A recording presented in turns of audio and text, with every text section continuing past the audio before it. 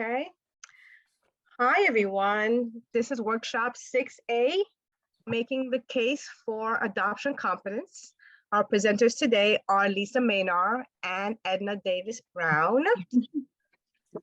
Lisa Maynard is an implementation and a training specialist with the Center for Adoption Support and Education, CASE, and the National Adoption Mental Health Competency Initiative, NTI. Lisa has expertise in trauma and adoption, working with the child welfare arena for 30 plus years. Edna Davis is a public health professional with more than 25 years of experience in program development, management and implementation, program evaluation, and training technical assistance development and delivery. My name is Trudy Kent. I'm the program director for the Adoptive program for the Hudson Valley. And today I will be a moderator for the Zoom today. Just want to let everyone know that there are training certificates that are available.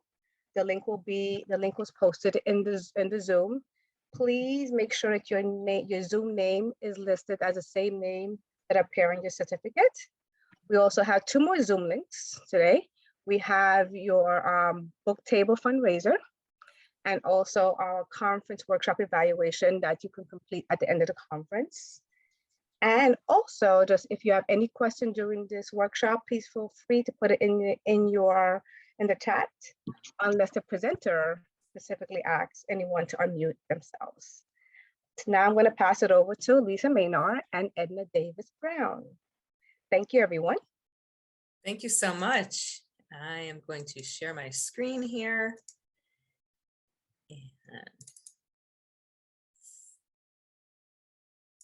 Okay, slideshow from current slide. There we go. All righty. Well, hello, everyone. Good afternoon. I am Lisa Maynard, and I'm just so pleased to be here with you today. This is my, 30-something conference. Pat, you mentioned the number of years earlier. I can't remember what you said, but somehow we've been friends and colleagues for that long as well. I am an implementation and training specialist with the National Adoption Competency Mental Health Training Initiative, which is a program of Center for Adoption Support and Education based in Burtonsville, Maryland. I am a longtime member and friend of AFFCNY. I'm an adoptive parent, and I'm a therapist in private practice in my spare time. In my spare time, I also am a yoga and meditation teacher. So hopefully you joined us for this morning's grounding exercise and tomorrow morning as well. And I'm here with my esteemed and beautiful colleague, Edna Davis Brown. Edna, why don't you say hello? Hello, everyone. Glad to be here and being a part of the conference. I'm an implementation specialist and a colleague with the lovely Lisa Maynard. So we're excited about today's session. Yeah. Okay. Yeah. So our session is called Making the Case for Adoption Competency. It's a thing that Edna and I have been working on for about 6 years, going around the country talking about adoption competency. And we're going to, just in case you don't know why it's important, and I'm guessing that many of you understand the importance of it, but for those of you who don't, and for those of you who want to learn more about the NTI trainings and how to get them in your organization, or how to get on individually, or pass them off to your therapist, which would be a really great idea. We're going to tell you a little bit about that. Yeah, wonderful. Thank you so much, Lisa. And we're going to get started with the agenda. But before we do, I'd like for you to do something for me in the chat box. Share your organization, your role, maybe the city that you're in, and one thing, just one thing that brings you joy. And for me, it's wonderful walks on trails that bring me joy. So let us hear from you in the chat box today. In terms of the agenda, we know that many children adopted or in guardianship, kinship, or foster experience elevated risk for developmental, physical, and emotional as well as physical challenges because of the traumatic life experiences and compromised beginnings. So these effects can follow them throughout their journey.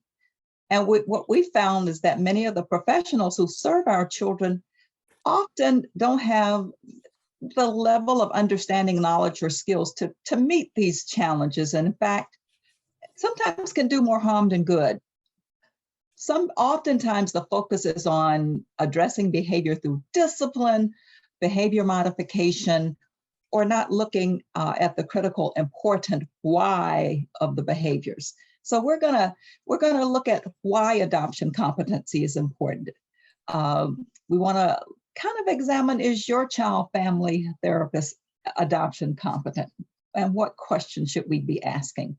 We'll talk a little bit about the National Training Initiative and how that sort of can support adoption competencies and how to access that training. And of course, throughout, you can put your questions in the chat box, and we'll open up the experience for questions at the end of the session as well. So we're already asking you to provide information about your role and your organization and what brings you joy. Lisa, you want to share just a few of those? Sure. Lots of animals, dogs and cats, children, obviously. Someone said gummies and candles. Don't know if they're at the same time. Being outdoors, yeah, 83 degrees in upstate New York, and I am chomping on the bit to get out into this beautiful weather. Yeah, my gardening, yeah, Claudia, totally. So lots of things that bring us joy. We like to start with what brings you joy, because we want to be looking at a positive perspective for sure. Absolutely, and keep on sharing, because we'd like to read those and learn more about you and what brings you joy. Let's talk about CASE a little bit, Lisa. The Center for Adoption Support and Education was created in 1998 to provide post-adoption counseling and education services to families in Maryland, Northern Virginia, and Washington, D.C. It is a private nonprofit services agency envisioning that everyone touched by foster care and adoption services have access to adoption competent support necessary to navigate this lifelong journey. Now, through our work, we've seen a need for change in how we address the mental health needs of children. With funding from the Children's Bureau, we now have the opportunity to address these gaps through the National Adoption Competency Mental Health Training Initiative. We're going to just say NTI moving forward, because that's a mouthful. So NTI builds on the foundation of unique experiences and core values of CASE. And to learn more about CASE, we have our website there, www.adoptionsupport.org. Let's talk about NTI a bit. Child welfare and mental health professionals serving foster, adoptive, guardianship families often need training and support to enhance their understanding of adoption's complex issues, including trauma, attachment, grief, loss, identity, and other issues that complicate or contribute to social emotional development and well-being. This is a web-based, self-paced, free training that is offered to you. Again, self-based, web-based, self-paced, free. And here's the information about NTI at the bottom, www.adoptionsupport.org/NTI. It provides knowledge, skills, resources, and strives to improve collaboration between service systems. And I know we heard a lot about that this morning, leading to real practice change and improved outcomes for children and families. We'll tell you more about this later in the session. But before that, we have a little bit of an icebreaker, Lisa. So And I want to say, first and foremost, we know that this is not a diverse family here, and we're gonna create a new slide. But and some of you social workers and others probably have engaged in some of this before.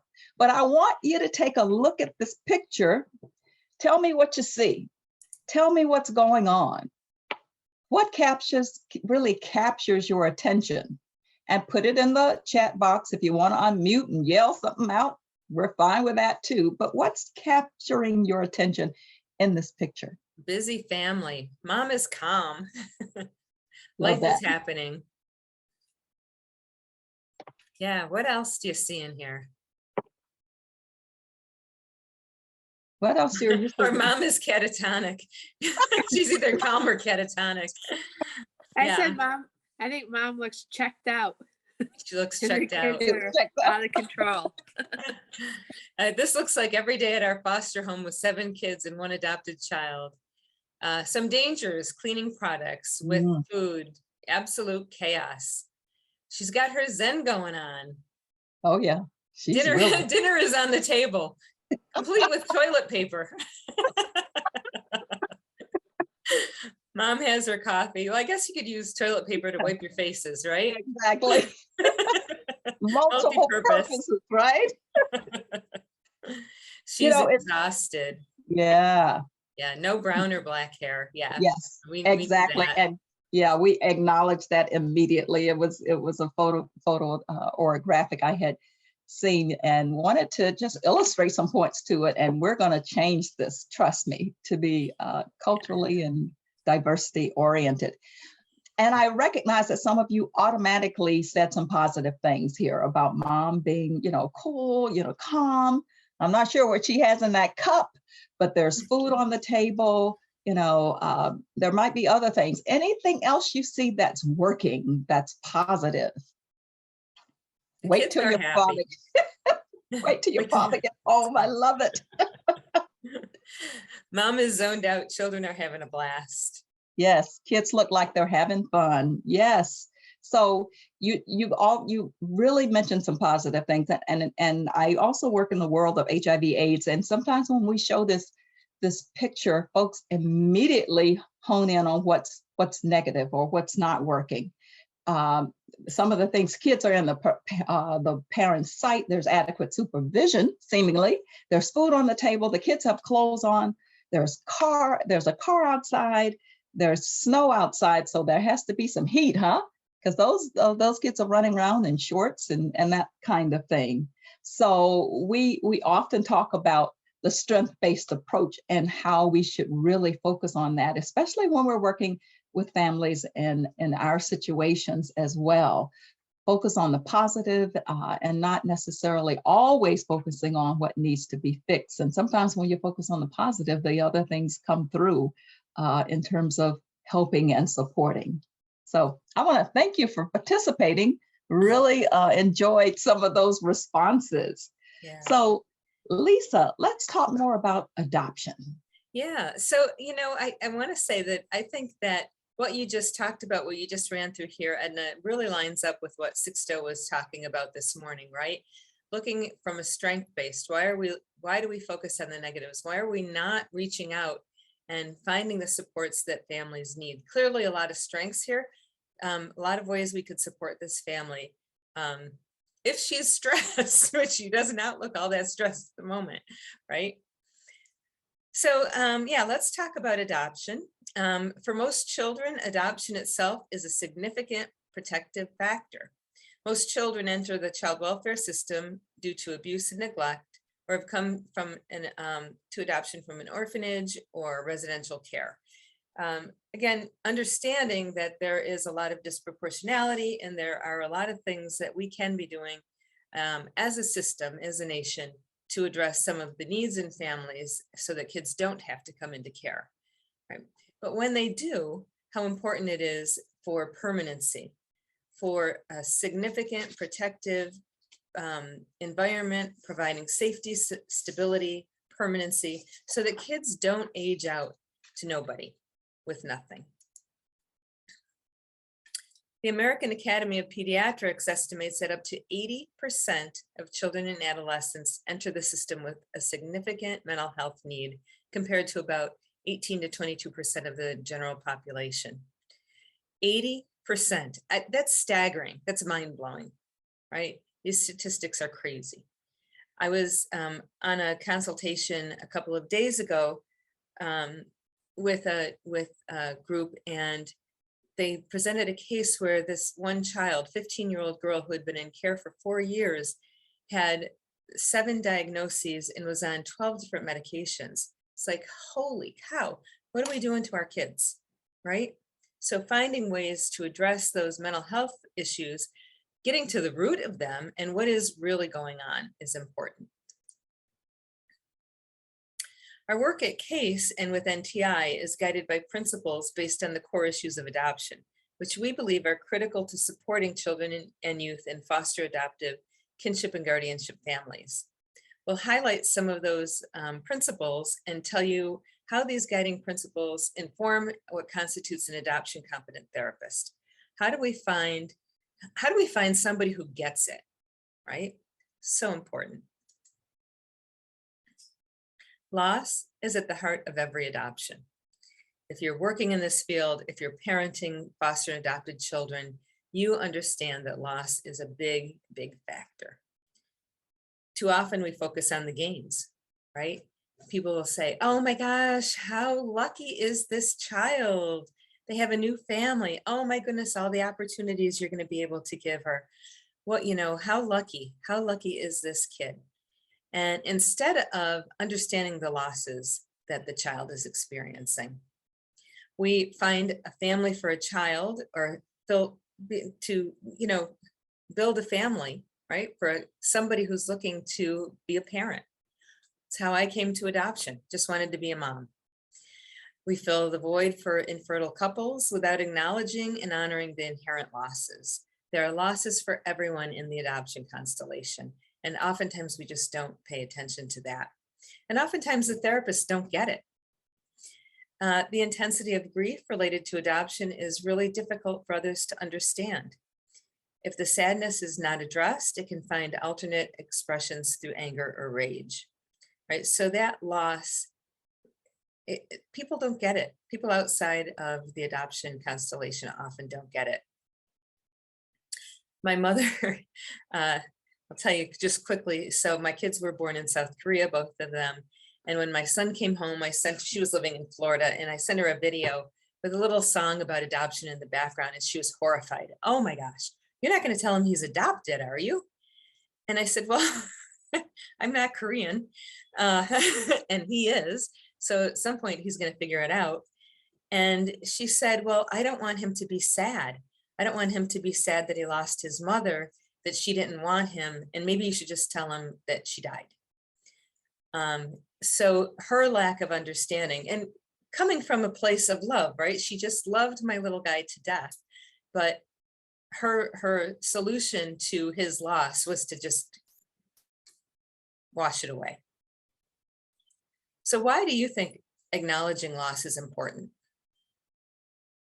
You can put this in the chat box, or maybe unmute yourself and just say something out loud. And what losses do you think there are for adopted children, foster children?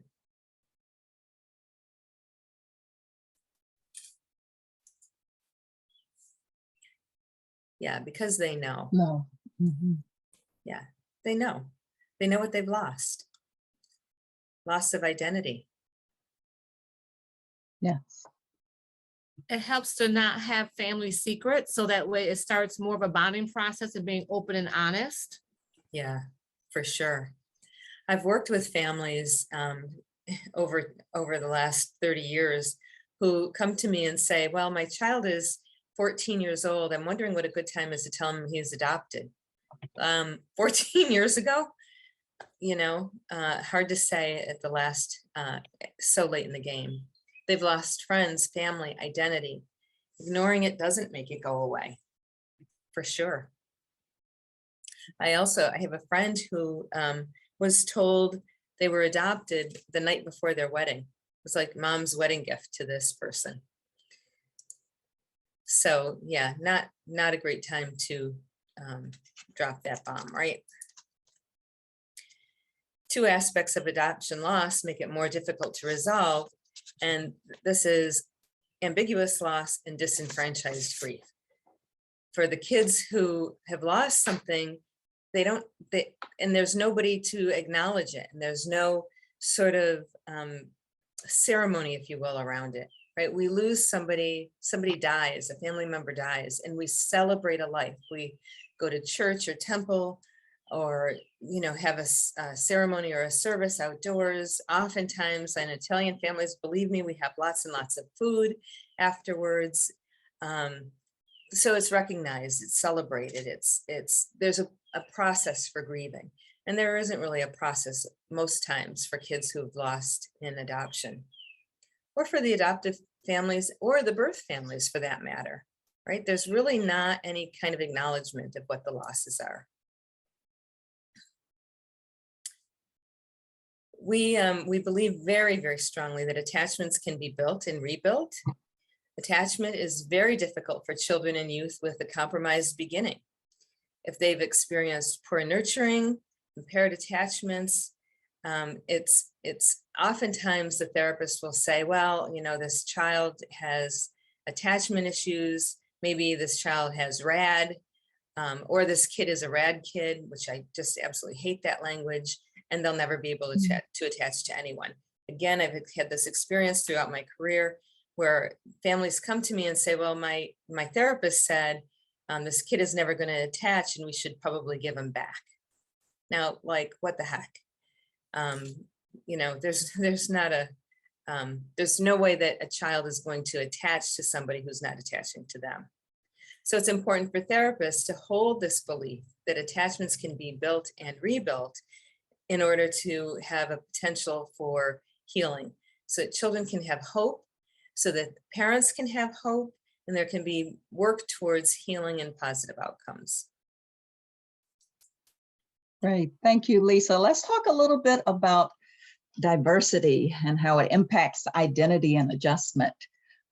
Race, ethnicity, culture, class, sexual orientation, or gender identity and expression, if we'll go back, thank you, all have a unique role in adoption, guardianship practice, and in the positive identity formation of children and their parents. When children have a different race, ethnicity, or culture or sexual orientation than their parents, it's important for parents to honor those aspects of their child's identity and provide socialization experiences that facilitate this. Mental health practitioners must develop awareness of how these factors impact assessment, placement decisions, experiences of discrimination or historical trauma, self-esteem, identity formation, and other aspects of adoption or guardianship. They must also be skilled in having difficult conversations and educating parents to do the same. In terms of trauma, we all know that trauma changes the brain. Since many of our children and youth have experienced complex trauma, it's important for their therapists to understand brain development and the long-term impact it has on children. Areas of concern could include capacity for relationships, felt safety and control, self-regulation, identity, and sense of self, just to name a few. Adoption is complicated, right? We understand that adoption is a more complex way to form a family, and adoptive families face issues that are different from families formed at birth. And yet, when we talk about the research tells us that many adoptive and guardianship families do not feel that they are getting the help and understanding they need to maximize their experience in parenting children either before or after adoption or guardianship. Let's look at an example of how off some professionals can be in this next slide. I was sitting in the hospital after trying to kill myself. And the social worker lady said to me, I should be happy that I was adopted, as my parents had gotten me out of the horrible orphanage. I don't know what your immediate response or reaction is to this for you, but it is sort of an off kind of comment that some professionals can share or can exhibit in terms of what's going on, because there's obviously some deep trauma and some feelings here that child is going through. And those things really need to be addressed irrespective of the situation. Have folks had that experience where the professionals that you're working with just don't get it? You can give us a thumbs up or Thumbs down. thumbs down. Exactly. Yeah. Yeah. So we really want to focus on the adoption competency portion of it. And that's why I think the presentation is really so important. When we talk about needs, Lisa, what are your needs in your community? Your family that you see? What do you think in terms of the key needs when you think about the families and the children that you're working with? What Or are you in your own seeing? family. Yes, or in your own family. What needs are you seeing? Any thoughts? Just share those in the chat box, because we're hearing so many different kinds of needs from families, from communities, and from children. Connection. Yes, absolutely, Susan. One of the key things that's shared over and over again. Hope. Yes. Positive and clear communication. A resounding yes to that as well. Too many times I've been told how lucky that I am. Yes. The need to be heard for the child who was silenced over and over because of their age. Yes. We heard a lot about that earlier today as well. There's so many needs that are being expressed. Not to have, the system is broken. We're hearing that so much. Acceptance of my feelings about being adopted. Yeah, how it feels to be adopted and to have somebody say you're just, get over it or you're lucky. Yes. Yeah. Yeah. Oh, respite. Oh, it's so important. So important. My mother has Alzheimer's, so I totally understand the respite needs, even with that particular situation in terms of caregiving, and certainly being a parent is another one. So let's go to the next one. All great, great responses and certainly appropriate.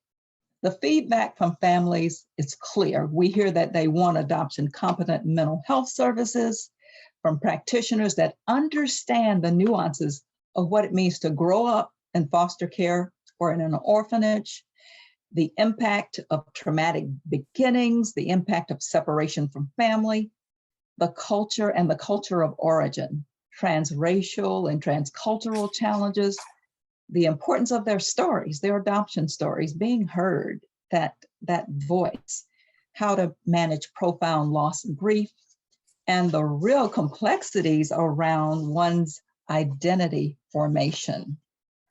So Lisa, let's talk about orphanage and foster care. Yeah, so, right, these things make a difference. What does it mean to grow up in an orphanage or in foster care? But, I was just so impressed with Sixto this morning and his resiliency and his ability to come out of the situation out of an adoptive family that didn't want him and didn't take care of him properly. His whole experience, right, of aging out and what he's done so far.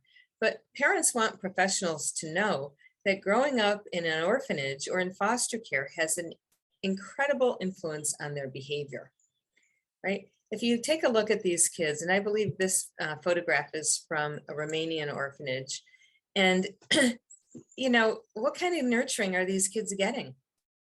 We've seen these pictures over the years, and to me, it's just heartbreaking. Children are not getting the care and nurturing that they need. And that comes out in behaviors oftentimes. And so we really want professionals to understand that, you know, they're not bad kids, they're not horrible kids. It's not who they are, it's what happened to them, right? We want professionals to know that separation from family and culture of origin, from everything that they've known, or transracial, transcultural challenges, these things are really important.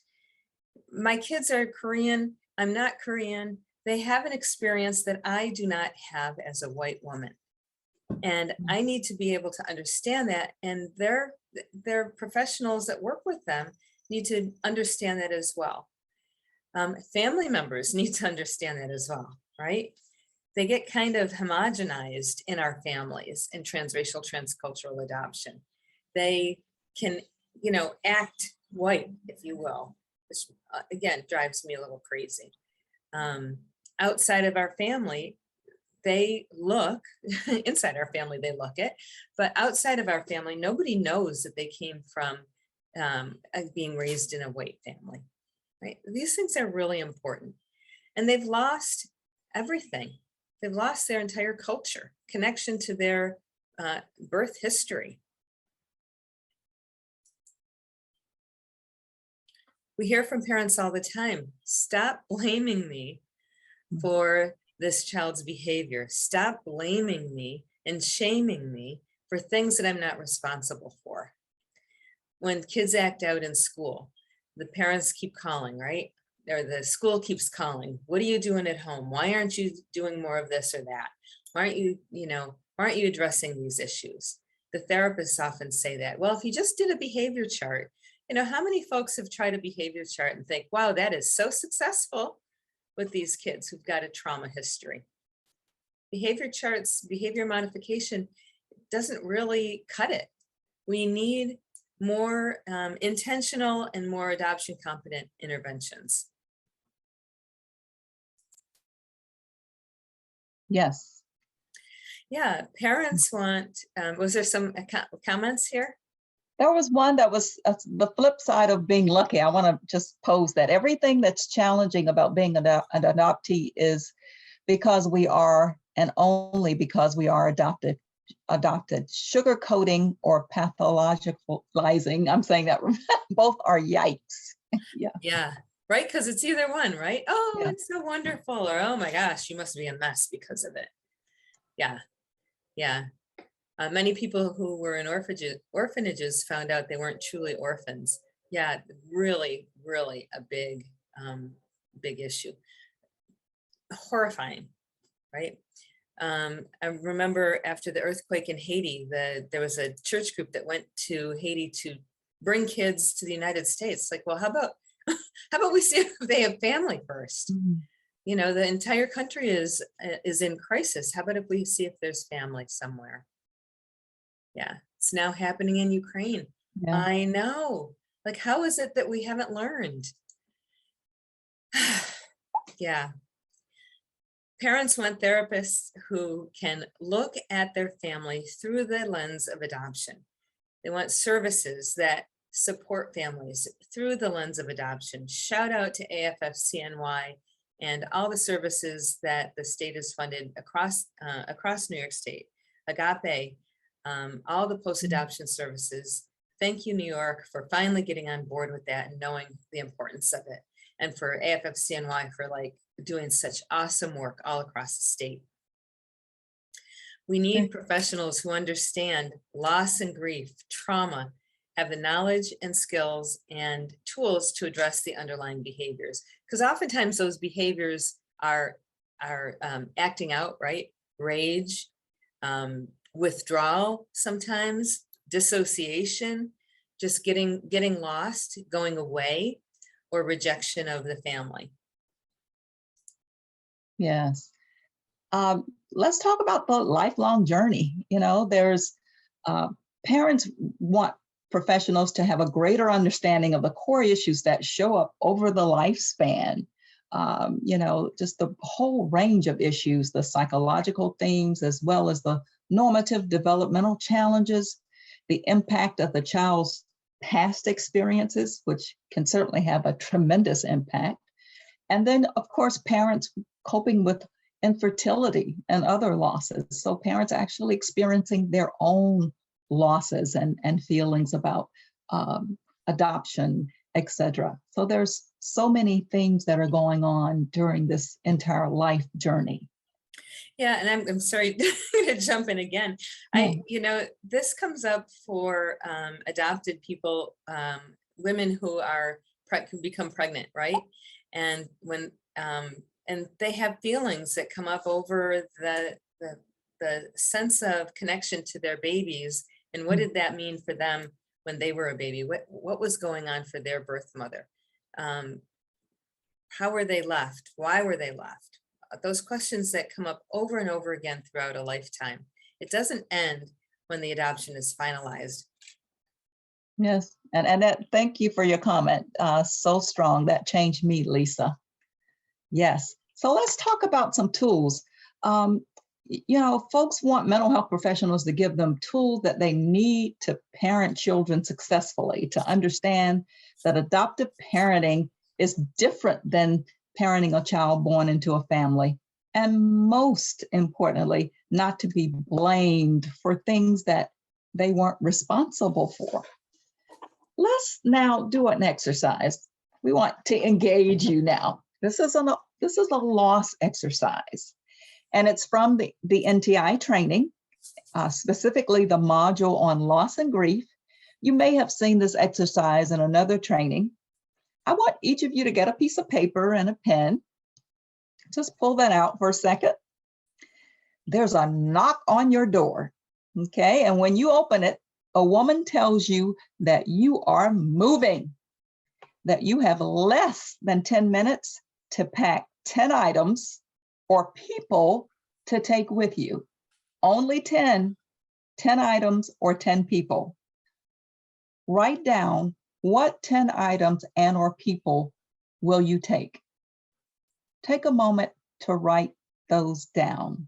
You've got 10 minutes and you've got 10 items and or people that you're going to take with you. Let's write those down.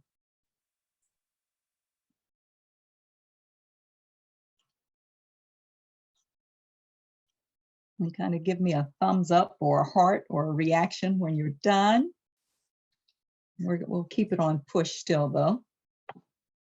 10 items or 10 people. Someone says they live with 9 dogs. So I take my 9 dogs and my husband. I love it. That was easy. I love it. So hopefully you've written down, I know it can be tough, but you've got 10 items or 10 people. Now let's go to the next slide. Oh, Annette raised her hand. Annette? No, that was an accident. I'm sorry. I meant to do the thumbs up. That's okay. Thank you. Thank you, Annette. Now the woman tells you that she realizes there's not enough room on that truck. You see, that truck has gotten smaller to fit all that you want to bring with you. You must remove 5 items and or people from that list. So I need for you to cross off 5 items on that list you made. These 5 items cannot fit in the truck. There's no room for another, you know. Well, let's cross off those 5 items. I know it's impossible, huh? Impossible. People are saying it's impossible. Yeah. Yeah. It's hard. Yeah, you go from 10 to 5. Got to choose which dogs, or maybe 4 dogs and a husband. How is it for everyone doing that? Any put in your comments. Husband stays here. Can't do it. Can't do it, right? Children behind. Wow. Now, folks, the 5 items people you choose still won't fit. Can you imagine? There's no room for another person besides yourself. Well, remove 3 more items that are people from your list. Well, there's a room for 1 other person besides you. Can you do that? How hard is that? Just shoot me now. Yeah, I mean, really, I mean, Yeah. devastating, right? And yes, and she says, I refuse. Somebody says not very hard. Anybody else going AOL with me? AWOL? Yeah. Yeah, I can imagine that would be terribly hard to be able to have to do that. So let's think about this. Lisa, we can go to the reflection. How do you feel about this exercise? What did you give up and what did you take? Feel free to unmute, feel free to share. I don't even like to change seats at a workshop. I know, Karen, right? Yeah. Yeah, that was really hard. And that is You know? stressed and angry. Yeah, Mhm. I I couldn't gave up imagine. everything but my family. Yeah, yeah, absolutely. So most people choose to take loved ones, but for children and youth, let's think about those who are removed from their families.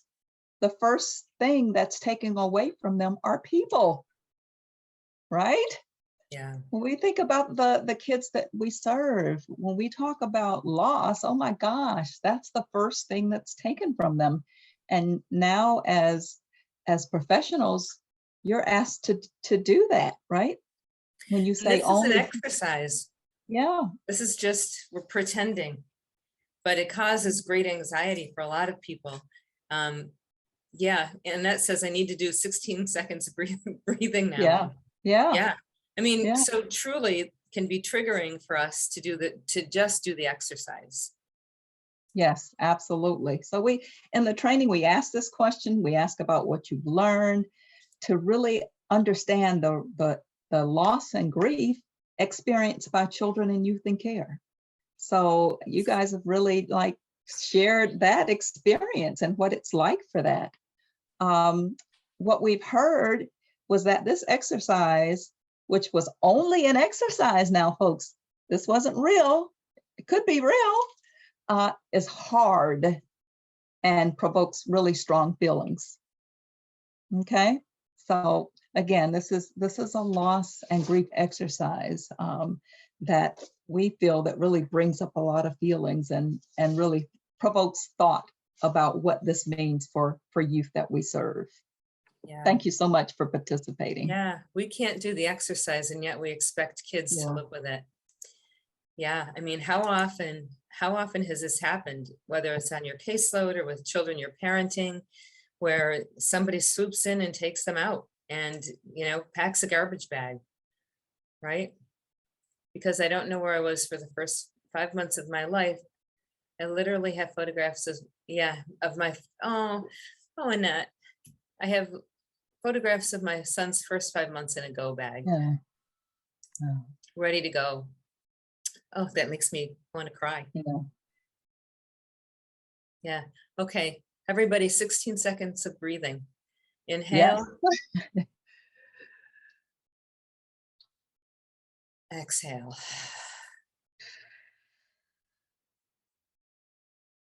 Yeah, a hard exercise for sure. So when children don't know or can't make sense of their story, that's really hard for them, right? Not knowing what it was like for the first 5 months of your life. Where were you? Where were you for the first 3 years of your life? We have children that I've worked with who were abandoned in China or abandoned in India and abandoned on the street, on the side of the street, or left at the door of a church. And they have no idea where they came from, what their story was, right? That if their loss and grief is not acknowledged and supported, there can't be any resolution or integration of that loss and grief into their psyche. And it's important to use some tools to help them understand what they're feeling, right? We might not always be able to fill in the blanks of the story. I don't know what my children's birth parents were thinking. For my little girl that I work with who was abandoned in China, I don't know what was going on for her mom, you know, but we can help them understand their story and what they're feeling about it and how to resolve those feelings. So storyboarding is a really great tool. Storyboarding actually was done first in for movies, and it's a pretty simple exercise, and you could try this at home. When we do this exercise in person, we hand out storyboard papers. So it's just basically 6 or 8 blocks, and each block is a drawing that you fill in, the child fills in and tells their story. It could be linear, it can be, it doesn't have to be. It's about how the story gets interpreted by the child, and then we can help them to understand what's going on and what they're feeling about it. It's not used to make sure that we're correcting the child, so that they're getting like, oh no, honey, that didn't happen to you that way. We need to let them tell their story, and over time help them to come to understand more and more as they can, if there's more information available. So it tells a story frame by frame, and then at the end we look to that inspirational story and help them share what they're feeling. So yeah, the storyboard is it's a really great tool. If you haven't checked out NTI yet, there's lots of resources for storyboarding built into the NTI, or Google it. You could find that, you could find a lot of samples online. Trauma impacts attachment. Trauma changes the brain. Edna said that earlier. Trauma absolutely changes the brain, and folks like Bruce Perry and Dan Siegel have done brain imaging that can show the way that trauma impacts the brain. Adoption is a powerful human experience with unique issues for adopted individuals and members of the birth and adoptive families. It touches on universal themes of creating life, abandonment, loss, personal identity, sense of belonging. All these things are impacted by the experience of being removed from a birth family and placed someplace else. Traumatic experiences can initiate strong emotions and physical reactions that persist long after the event, long after the placement, long after the adoption, long after the adoption finalization, years later, right? Because trauma is deep, it cuts deeply. And most of our kids have experienced complex trauma, repeated trauma over a period of time. So it initiates strong reactions. Kids might feel terror, helplessness, hopelessness, fear.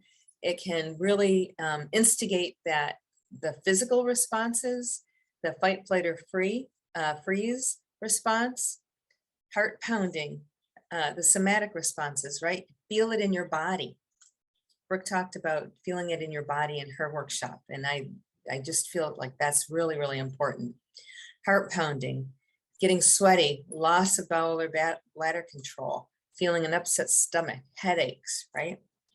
Children who experience the inability to protect themselves or who lacked protection from the people who were supposed to be doing it often avoid others because they don't want to have the consequence. They don't want to put themselves out there and experience it again. They might feel overwhelmed by the intensity of physical and emotional responses. So pushing away from new families because they can't bear the feeling in their bodies. And we talk a lot about trauma and attachment in NTI. Collaborative problem solving, we talk about this in the NTI training. It's a trauma-informed model with the goal of helping youth and caregivers resolve differences in expectations rather than trying to modify the kid's behavior. Oftentimes I hear from families and oftentimes from therapists, you know, this kid is really manipulative. And the thing about manipulation is it's control. It comes from the Latin word to have in your hand, to control, And most of our kids have not had much control in their life, and they're trying to control their situation to the best that they can. So this practice is based on the premise that challenging behavior occurs when expectations are placed on a child that exceed the child's capacity to respond adaptively, and they don't have the skills to handle certain demands. So plan A is, that's how I was raised with plan A. You will do as I say. I am the mother, right? But I was raised in my birth family, an intact family. So it's really, really popular. Plan A is really popular because it's the way many of us were raised. But pursuing those expectations for a child heightens the likelihood of challenging behaviors because they're already activated, already agitated, right? Someone else imposing their will on you just requires some skills that our kids lack. And worse than that, plan A interferes with teaching the skills that we want our kids to have, right? Even ordinary kids who have the skills to respond to plan A adaptively, it's like might makes right. I'm bigger and stronger, you will do as I say. So not an optimal way for teaching kids how to make good choices, how to self-regulate, right? Plan C for CPS is when adults decide to drop the expectation, at least for now. So plan C is not about giving in. It's about, you know what, we don't need to have this battle right now. We can't work on everything at once. You want to wear, plaid with paisley.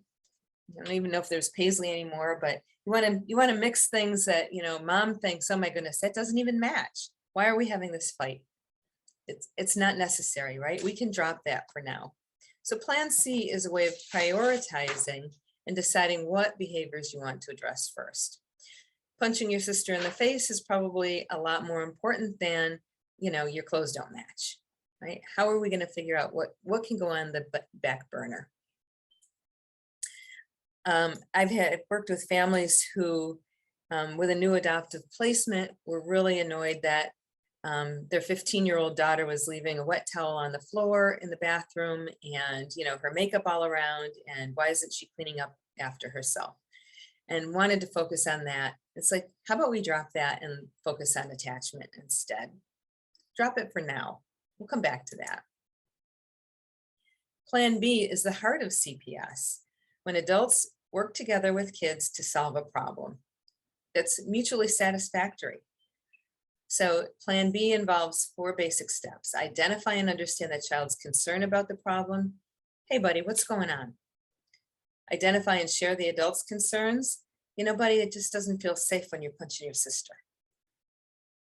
The child then is invited to brainstorm. What do we do about this? What's the solution? If you're mad, let's talk about it, right? And the child and the adult work together to assess potential solutions. So CPS builds on the skills like flexibility, frustration tolerance, and problem solving. Another skill we teach in NTI is brain building through serve and return. This is kind of simple, and for many people it comes naturally, but for some it does not. So this is just noticing what's going on. Maybe the example here is every time the song, The Wheels on the Bus Go Round and Round, the child starts dancing and sort of like, yeah, enjoying singing, So it's noticing, oh, wow. And then saying, oh my goodness, look at that. Looks like you like this song. Oh, the next step is give it a name. You seem really happy when Wheels on the Bus Go Round and Round comes on. That's really fun. And then take turns and keep going back and forth with that interaction, right? Again, for some people, this comes really naturally, and for others, it doesn't come so naturally. But we can practice this, that reciprocal interaction, that facilitates relationship, that facilitates attachment. It's also a way to practice beginnings and endings. Hey, I noticed what you were doing. I noticed that you were having some fun. And then, you know what? Now it's dinner time. Can you set the table? We can come back to the Wheels on the Bus another time. Great, thanks, Lisa. Sure. One of the things that we include so many tools and resources in the NTI training, and this is one of them, the Adult Attachment Interview, or AA, developed by Mary Main study of parent-child attachments of mothers and fathers who had been tested in the Strange Situation study at 1 year of age. I don't know if any of you have heard of this. It's sort of on the premise that a parent with an insecure attachment style is unlikely to be able to help her or his child feel securely attached. This AAAI, or the Adult Attachment Interview, includes about 20 specific questions which explore the adult's attachment experiences as a child, and the rating scales reflect a parent's current state of mind related to their own attachment experiences with both parents. Maybe just take a look. We don't have to go through the entire exercise, but we just want you to kind of take a look at these questions and relate it to yourself in terms of how you were raised, your experiences with your parents. List 5 objectives or phrases to describe your relationship with your mother and father during childhood. And again, we don't have to discuss, but just this, these are some of the questions that this particular interview addresses or brings up. Why do you think your parents behaved as they did during your childhood? When you were upset as a child, what did you do? What would happen as a result? Can you give me some specific incidents when you were upset emotionally, physically, hurt, or ill? So these are just 3 of the 20 questions that this particular interview asks to really, really look at your own attachment style. Do you have an idea of what your attachment style is? So just really, really, with this exercise, when we have lots of time, we have folks to answer these questions. They don't have to share. Some of them actually put things in the share box or the chat box. But this is one tool that the NTI uses for folks to really, really look at their own attachment style and really take, I call it a checkup from the neck up and the heart up around their own experiences growing up and how that actually affects the dynamics with their own foster or adoptive children, or those in kinship care, or those that you actually work with. So we hope that we certainly hope that you consider taking the NTI training and also taking a look at this tool and using it. Have your staff complete the training, for example. So what happens when early attunement isn't present or it's chaotic? What do you think happens when it's not present or chaotic? Any thoughts about that around attunement, when it's just chaotic or not present? I like that. The AAI was an enlightening process. It's worth having yourself assessed. Thank you, Pam, for sharing that. Obviously, Pam has used that tool. Any thoughts about early attunement when it's not present or when it's chaotic? What thoughts do you have about that?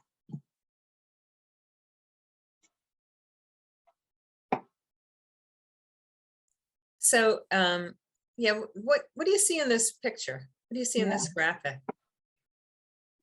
Yeah, that the baby is trying to get connected to the parent. And what's the parent doing? You're not you're not responding to me. You're not connecting with me. How do you think that child feels, or how that might affect the relationship? Not always the greatest ways either. We aren't modeling what we do with wild emotions, state not mirrored, What else? Mommy's kind of ignoring this Yeah. little guy. Yeah, that poor fellow is there's no attachment. I read a book a while back regarding attachments and said to my coworker the other day about secure being the attachments children need. A rock sort of, I'm missing kind of, rather than the negative feedback from those other destructive attachments, without care for and cognizance to between these attachment styles being placed together. Yeah, right. Yeah. When there are different styles, you got to kind of figure out how to adapt. Yes. And that's on the parent. Yeah. That's And on us. yes. And Annette says it taught me to disassociate and self-soothe, not always in the greatest ways either. Yeah. So that's the response to that lack of attunement or chaotic attunement. Absolutely. Finding the ways to self-soothe. So let's talk about ways to encourage attachment then. What kind of ways what things we can sort of do to encourage attachment? Any thoughts around that? Again, you can type into the chat Yeah. box or feel free to unmute if you want to talk. How can we encourage attachment? Hug, provide a safe space. Yes. That's so important. And that touching and that supportive touching. Apologize. Yeah. Yeah. Hug. Yeah. Hugs, kisses, physical closeness in a way that feels comfortable for the child, right? Yeah. What about reading, playing games? Put my cell phone down. Yeah. Yeah. Actually being there, right? Tuning Yeah. in. Yes. Slow Helping. down. Yeah. Slowing down. Love it. These are all great responses. What about going on special outings? One of my favorite one with my dad, I remember, was going to the circus in Greensboro, North Carolina, which was 2.5 hours from my home. That was such a wonderful memory. Family rituals, cooking or baking together. My mom and I did a lot of that together, cooking or baking. So there's so many wonderful things that we can do to encourage attachment. Very good. Great responses. We can keep those in mind. So the NTI training embraces the work of so many experts in the field who have dedicated their careers to better understanding how we can improve the outcomes of children who've been impacted by the experiences of out-of-home care and adoption. So it is so packed with interviews, with discussions, with activities. We just want you to be a part of NTI and really check it out. Lisa, you want to talk about what the therapist should know about adoption? Yes, I do. I think we need more therapists. In my opinion, everywhere in the United States, it really has been evident in our work with NTI that many therapists really don't have a good understanding. Many in child welfare as well. NTI had a pilot in 9 sites, and in the child welfare arena, folks who completed the pre and post tests saw a significant increase in understanding in the areas of loss and grief. In fact, the number of people who failed that pretest was amazing. And then for the mental health professionals, they really had a hard time with attachment and trauma and race and diversity.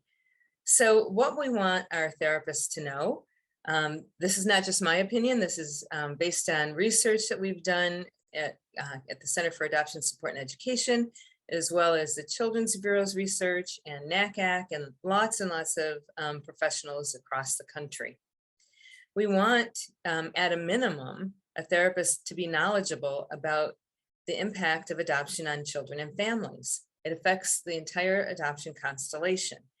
There has to be an understanding about that. That loss is a core issue in adoption, and not not the kind of not the kind of experience and knowledge that I've heard from some. Well, I've worked with loss and grief before. You know, I see clients who've lost a parent or who lost a pet. It's not the same thing.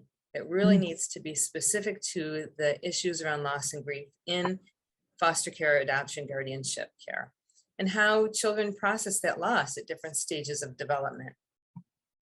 The impact of trauma on children and families. And most of our serious problems, most of our biggest challenges result from those traumatic experiences that happened before adoption, right? Adoption is not the cause of the trauma in many cases. It's what happened before the child came into care. The role and impact of attachment on the mind and body of the developing child. Again, as we said earlier, trauma impacts attachment. It changes the brain and the capacity for attachment. We have to really make sure our therapists know that. So there's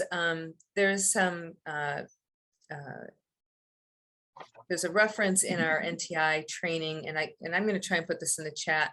There are questions to discuss. The Child Welfare League of America has come up with a bunch of questions to ask your therapist as you're doing an interview. And I always recommend interviewing a therapist before you make your first appointment. What's your experience? What do you know? How many adoptive families have you worked with? So talking about with them. And a therapist should be willing to have a brief conversation before you make an appointment, by the way, without charging you. Again, my opinion. What's your experience with adoption and adoption issues? How long have you been in practice? What's your approach? What degrees do you have? How many adoptive families have you worked with? Do you include the entire family in your therapy, or do you only work with children? Healing happens in relationship, and we want the child's healing, the family's healing, to happen in relationship with each other, not the child to find healing with the therapist and then have to figure out how to integrate that into the family. It really needs to be a family systems orientation. Have you taken any courses or trainings in adoption competency? And what approach do you use? Within the NTI training, there are quite a number of evidence-informed and evidence-based therapies that have been shown to be really effective with our families and kids. Yes, Lisa, thank you so much. And I know our time is winding down, but I do want to say a little bit about NTI.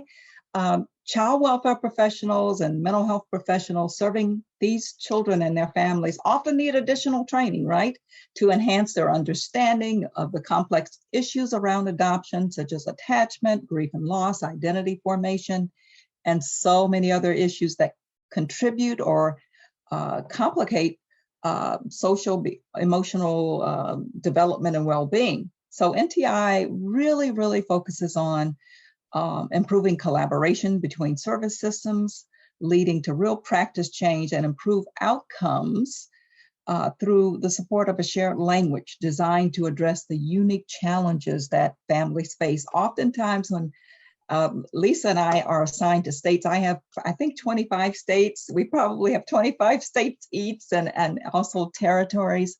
So oftentimes when we work with mental health, and we both work with mental health and child welfare providers, because it's so important that there's that shared language and collaboration. So NTI is self-paced, free, 2 complementary and aligned trainings, one for child welfare professionals, 20 hours, and it's 20 NASW approved CEUs, and for mental health professionals, more robust, 30 hours, of which 25 are NASW approved CEUs. So those are the 2 trainings, and certainly on our website, you can learn a lot more about those trainings. And of course, Lisa and I are available should you contact us to give you more details if you want to bring it to a specific organization. And certainly through this organization in New York, there's great access to NTI as well. So we're really excited about this training and what it offers. Next slide, Lisa. So core messages, I'm moving quickly. Therapists have a critical role in helping children understand their stories, for parents to understand their grief and loss and trauma, for parents to reframe their children's needs, and for parents to honor and maintain connections. Next slide, Lisa. And therapists can learn new tools for hope and healing. So all of those big picture things doesn't require use of a new model. We know that there are models out there that are working, understanding the big picture, therapeutic parenting strategies that differentiate can't versus won't behaviors, really understanding that as well. Next slide, Lisa, because we're on a roll. We got to keep it on push. So the other thing that we want to stress is that you can access NTI on our website. We have it available through the case learning management system, and quick and easy to access it and sign up. You register and get a user ID, and we strongly encourage you to use the case LMS.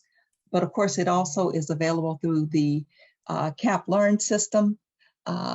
It's a really comprehensive, thank you, Renee, comprehensive training, and we believe that it will be so beneficial to both you and your team or your staff, etc. This is how you access it. Pretty much free and accessible. Very free and very easy. Yeah. And what we've also done is develop a national directory of NTI trained professionals. It's a listing of mental health providers across the country who have completed NTI. So if you are a therapist, we encourage you to complete the training and add you to our directory. I have gotten calls from states in Indiana and a couple other states. Edna, tell me about anyone in Indiana or in this particular county that's completed NTI. So that's a way of them getting registered and us using it as a referral network as well. This is our information. We've shared a lot, and I know we're winding down. Contact us if you have questions, or if you'd like for us to do a presentation. We'd love to do that as well. It has been a pleasure of being with you today. Question, comments, opening it up. Feel free to unmute before we leave. Thank you so much. Any last questions? Do check out our national directory, and if you are a therapist and have completed NTI and have not yet added your name to our national directory, please do. Folks across the state are very much interested in finding adoption competent therapists, and oftentimes have a really hard time in doing so. We are trying to get the word out to social workers, mental health providers, LMHCs, LMFTs. By the way, there are 25 free CEUs connected to this training. Free CEUs for those of you who are professionals and need CEUs on a regular basis. 25, you got it, done. So thanks so much, everyone. Lisa and Edna, this was absolutely wonderful. As always, we appreciate you so very, very much. And I am going to be using those 16 seconds, though, I'm telling you. Yeah. So I will tell everyone the same thing that Claudia does. You do have 15 minutes until our next session begins. Take a break, practice your breathing, use the loo, whatever you need to do. Is that another question, Lisa, in the chat? Yeah, I work with adults adopted at birth, also facing much loss of trauma. So we do talk about the lifelong impact of adoption in our training. And certainly, I mean, I work with a number of adult adoptees who stuff comes up over a lifetime, for sure. Amen to that. Thank you, Heather. Thank you, Lisa. Thank you, everyone. I am going to close this down now. Okay.